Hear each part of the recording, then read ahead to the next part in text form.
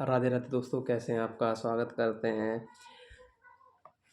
आज का जो टॉपिक मैं लेने वाला हूँ बेसिकली वो टॉपिक यार इस प्रकार का है कि जहाँ पे मैं आपको बताऊँगा, फैक्ट बताऊँगा, पॉइंट्स मैंने ये सारे लिख रखे हैं, ठीक। तो मैं पूरा एक्सप्लेनेशन करूँगा।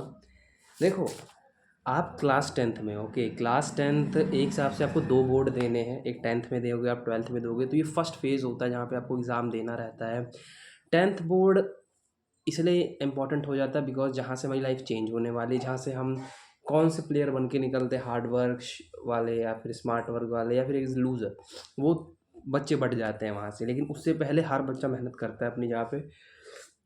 तो आज जो मुझे बात एक्सप्रेस करनी है कि आप अगर क्लास टेंथ बोर्ड में हैं तो which is better on if a student to choose online tuition and why any student choose offline tuition. तो मैनी डिफरेंट अराइजेज, ठीक है। तो पॉइंट्स अगर मैं नोट कराऊँ आपको कि पहला पॉइंट देखो ये है, अगर मैं सबसे पहले दोनों में एक अंतर है, ठीक। देखो, आप क्लास टेंथ बोर्ड में हो, आपको प्री बोर्ड मैटर नहीं करता, आपको टेंथ क्लास मैटर नहीं करती, मैटर करती है कि अप्रोच किया है, किस अप्रोच से आप उसको उस एग्ज़ाम को देने जा रहे हो, ठीक। तो वो अप्रोच नाइन्थ में आप कैसे थे, एट्थ में कैसे थे, सेवन्थ कैसे, सिक्स्थ में, वो सब अलग है। टेंथ एक अलग एग्ज़ाम है, हिसाब से आपका मतलब मेन है, ट्वेल्थ से भी इम्पोर्टेंट टेंथ है। देखो, इसलिए बात है क्योंकि अगर आप टेंथ एग्ज़ाम, टेंथ बोर्ड देने जा रहे हो तो सबसे पहले आपको चूज़ करना पड़ता है कि मैं टेंथ क्लास में आया हूँ तो मैं किस अप्रोच से चलने वाला हूँ। क्या मैं ऐसा स्टूडेंट हूँ जो मैं 10-20 लोगों के बीच में नहीं पढ़ पाऊँगा, मैं एक अलग हूँ, या मैं ट्यूशन की मुझे कोई ज़रूरत ही नहीं, मैं सेल्फ स्टडी करके हो जाऊँगा। या बहुत सारे इफ़ेक्ट होते हैं कि भाई मैं इस अप्रोच से पढ़ूँ, उस अप्रोच से पढ़ूँगा। लेकिन कुछ बच्चे होते हैं, मेजॉरिटी बच्चे, जो देखते हैं कि यार हम तो कोई ट्यूशन ढूँढेंगे। जैसे मैंने तो भाई ट्यूशन मैंने तो भाई हर सब्जेक्ट के, इंग्लिश के लिए अलग ट्यूशन था, मेरे साइंस के लिए अलग ट्यूशन था, मैथ्स के लिए अलग ट्यूशन था। बिकॉज़ साइंस आपकी इंपॉर्टेंट हो जाती है तो उसमें आप वो टीचर ढूँढेंगे जो उसमें एक्सपर्ट हो। तो मेरा तो टीचर भाई साइंस में बहुत एक्सपर्ट था, वो पीएचडी उन्होंने उसमें मतलब बहुत, मतलब भाई वो बहुत, अगर वो पढ़ाएँ तो अगर साइंस ना समझ आए तो बेकार है। मतलब फोर्थ क्लास के, सिक्स क्लास के बच्चे, सेवन्थ क्लास के बच्चे, उनके हमारे बैच में आगे बढ़े। रीज़न क्या है? बिकॉज पढ़ाने की किसी किसी की स्किल होती है।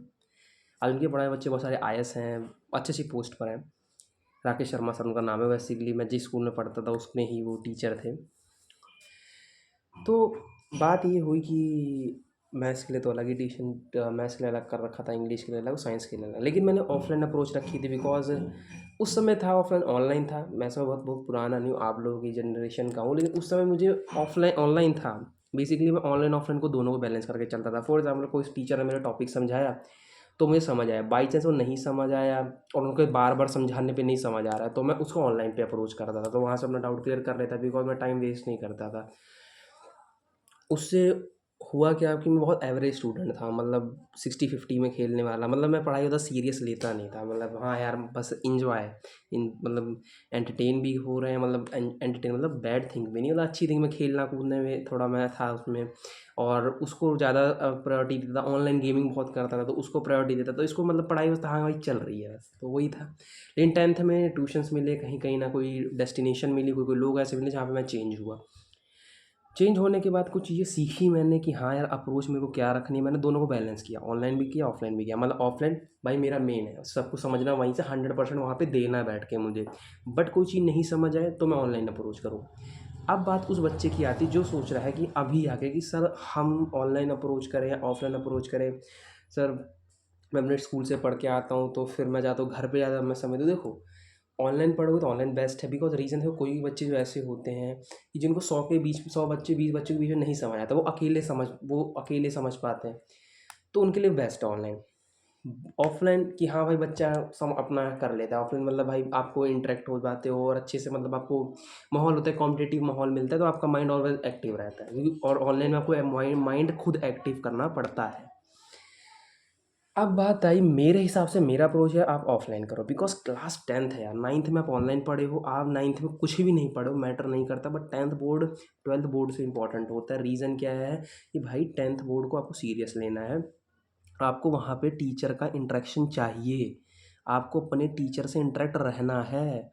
आपको क्लास में कॉम्पिटिटिव माहौल में एक्टिव माइंड खुद नहीं करना है, होना ऑलवेज वो ऑटोमेटिक होना चाहिए या क्लास में घुसे हो आपको पता लगे भाई क्या काम है, तो ऑनलाइन मत जाना।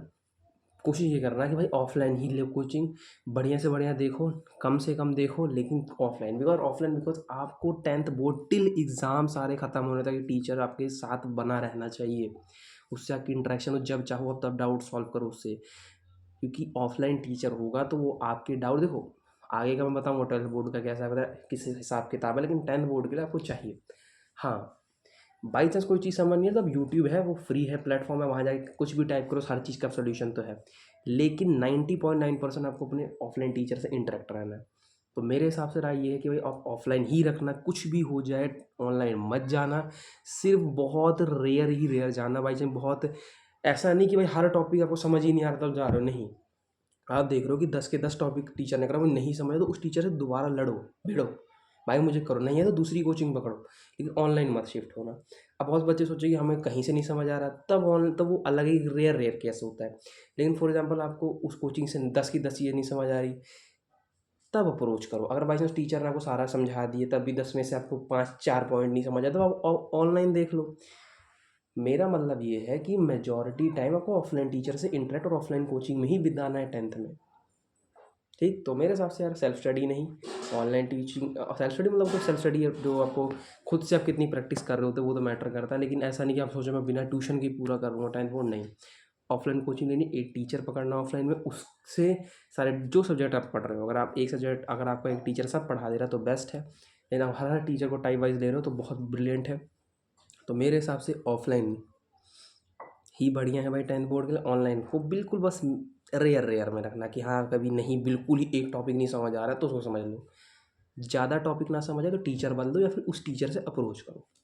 तो दैट्स इट। तो आज के लिए बस कि ऑफलाइन चुनो 10th बोर्ड के लिए। ऑनलाइन, ऑनलाइन ऑफलाइन की कहाँ जरूरत पड़ेगी वो अगला सेशन, जब वो अगले टॉपिक जो आएंगे उसमें बताऊँ कि कहाँ कहाँ उसकी इंपॉर्टेंट ऑनलाइन की है, लेकिन अभी 10th बोर्ड के लिए तो भाई बिल्कुल ऑफलाइन ही अप्रोच करो।